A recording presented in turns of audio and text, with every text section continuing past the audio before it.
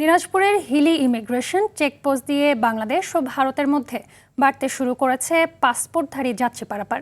দীর্ঘ 2 বছর বন্ধ থাকার পর পুনরায় ট্যুরিস্ট ভিসা চালু হওয়ায় ব্যস্ততা বেড়েছে ইমিগ্রেশন এলাকায়। পাশাপাশি ভ্রমণ কর বাবদ সরকারের রাজস্ব আদায়ও এসেছে গতিশীলতা। হিলি প্রতিনিধি মোহাম্মদ আব্দুল আজিজের পাঠানো তথ্যচিত্রে আরও জানাচ্ছেন আবরার মাহি।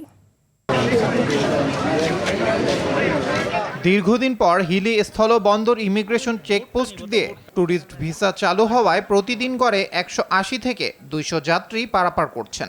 এ সংখ্যা আগে ছিল 110 থেকে 120। যাত্রী সংখ্যা বাড়ায় ভ্রমণ কর ও আনুষঙ্গিক খাতের মাধ্যমে বেড়েছে সরকারের রাজস্ব আয়ও।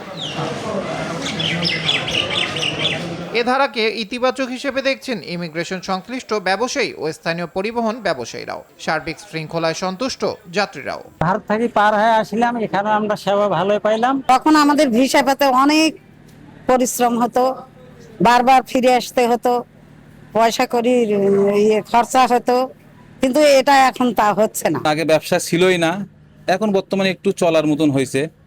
দিন শেষে আমরা চাই আরো যেন যাত্রী বাড়ে। এট ফার্স্ট আমি এখন ইন্ডিয়াতে যাব, ইমিগ্রেশনে কোনো জাম নাই, কোনো ঝামেলা নাই, সুষ্ঠুভাবে যেতে পারতেছি। ইমিগ্রেশনও ভালো, আগে বসায় করা হতো, এখন দাঁড়িয়ে করে আরো সুবিধা হয়েছে। চেকপোস্টের ভারপ্রাপ্ত কর্মকর্তা জানান, হয়রানি মুক্ত যাতায়াত নিশ্চিতের জন্য সব ধরনের ব্যবস্থা নেওয়া হয়েছে। সর্বাধিক যাত্রীর সেবা নিশ্চিত করার জন্য আমরা চেষ্টা করতেছি, যাতে এই পোর্টে আসে মানুষ, সেইভাবে আমরা চেষ্টা করতেছি। ইনশাল্লাহ ভবিষ্যতে আরো যাত্রী বাড়বে আশা করি। 2025 সালের মে থেকে জুলাই পর্যন্ত 3 মাসে হিলি ইমিগ্রেশন চেকপোস্ট দিয়ে 14,446 জন পাসপোর্টধারী যাত্রী যাতায়াত করেছেন। চলতি বছরের মে থেকে জুলাই পর্যন্ত যাতায়াত করেছেন 16,682 জন। আবরার মাহি, RTV।